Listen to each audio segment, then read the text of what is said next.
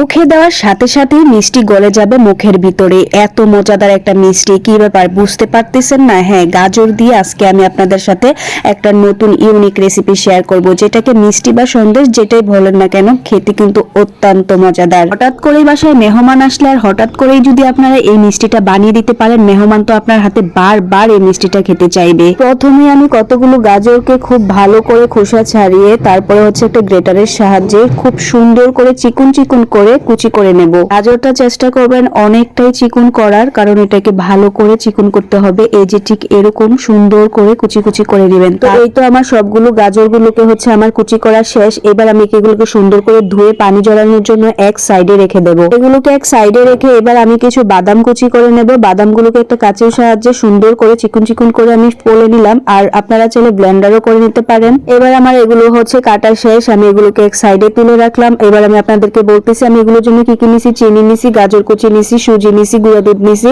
তারপর condense milk নিছি। চুলায় একটা কড়াই বসে তার মধ্যে দিয়ে দেব বাটার। বাটারটা গলে আসা পর্যন্ত অপেক্ষা করে নাড়াচাড়া করে তার মধ্যে দিয়ে দেব হচ্ছে দারচিনি, এলাচ, তেজপাতা সবকিছু দিয়ে ভালো করে মিক্স করে দিয়ে দেব বাদামগুলো। বাদামগুলোকে ভালো করে ভেজে দেন তার মধ্যে দিয়ে দেব হচ্ছে গাজর কুচিগুলো। এবার গাজরগুলো দিয়ে সুন্দর করে এগুলোকে আমি ভেজে নেব বাটারের সাথে, খুব ভালো করে মিক্স করে সিদ্ধ হওয়া পর্যন্ত এগুলোকে কয়েকবারই ভেজে ভেজে ঢাকনা দিয়ে ঢেকে দেব। ঢাকনা তুলে তুলে এগুলোকে কিন্তু বারবার নাড়াচাড়ার মধ্যেই রাখতে হবে, না হলে নিচে দিয়ে লেগে যাবে। ব্যাস, এই যে আমার এগুলো কিন্তু খুব সুন্দর করে ভাজা ভাজা হয়ে গেছে। এগুলো ভাজা হয়ে গেলে এর মধ্যে দিয়ে দেব আমি 2 কাপ দুধ। গরুর দুধ দিয়েছি আমি, আপনারা চাইলে যে কোনো দুধে দিতে পারেন, গুঁড়া দুধও দিতে পারেন, গুলিয়ে কোনো সমস্যা নেই।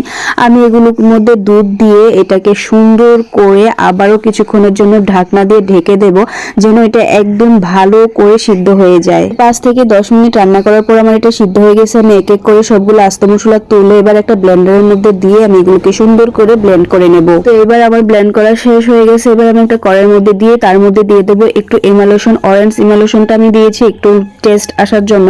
তারপর এটার মধ্যে একটু লবণ, তারপর চিনি, তারপর কনডেন্স মিল্ক সব কিছু দিয়ে ভালো করে নাড়াচাড়া করে দিয়ে দেব সুজিগুলা, দেন গুঁড়া দুধটা। সবকিছু দিয়ে ভালো করে এটাকে নাড়াচাড়া করে একদম শক্ত একটা নিকট নিয়ে আসবো। তারপরে শেষে আরো একটু দিয়ে দেব কনডেন্স মিল্ক, তারপরে গুঁড়া দুধ। আপনারা পছন্দ অনুযায়ী মিষ্টিটা দিবেন। আর এই তো এগুলো হচ্ছে আমি আরো কয়েক সেকেন্ড ভালো করে নাড়াচাড়া করে সবগুলো মিশিয়ে নিয়ে রান্না করে নেব। এটা যতক্ষণ না একটু মানে শক্ত শক্ত ভাব আসবে ততক্ষণই এটাকে রান্না করতে হবে। ভিডিওর মতো দেখতেই পারতেছেন এটা কিরকম একটা টেক্সচার আসছে। এবার হচ্ছে এটাকে সুন্দর করে আমি একটা আলাদা একটা পাত্রের মধ্যে নামিয়ে নেব একটু ঠান্ডা হওয়ার জন্য। এটা যখন ঠান্ডা হয়ে যাবে তখন কিন্তু এটা আরো শক্ত হয়ে যাবে, এরকম নরম কিন্তু থাকবে না। তো এই হচ্ছে আমার ফাইনাল লুক, অনেকটাই শক্ত হয়ে গেছে। এবার আমি হাতে একটু তেল লাগিয়ে বা বাটার ঘি যে কোনো একটা কিছু দিয়ে আপনারা আপনার পছন্দ সইতে হচ্ছে আপনারা একটা শেপ দিয়ে সুন্দর করে এটাকে সাজিয়ে নিতে পারেন। তো আমি এখানে গোল গোল করে এক এক রকম এক একটা বাস দিয়ে বানাতে চাচ্ছিলাম, বাট হচ্ছিল না। আমার বাবু অনেক বিরক্ত করতেছিল, তো আমি খুব তাড়াতাড়ি করতেছিলাম, আমারও হাতে সময় ছিল না, তাই আমি এক এক রকম এক একভাবে বাস দিয়ে খালি কোনো রকম করে বানাচ্ছিলাম আর কি।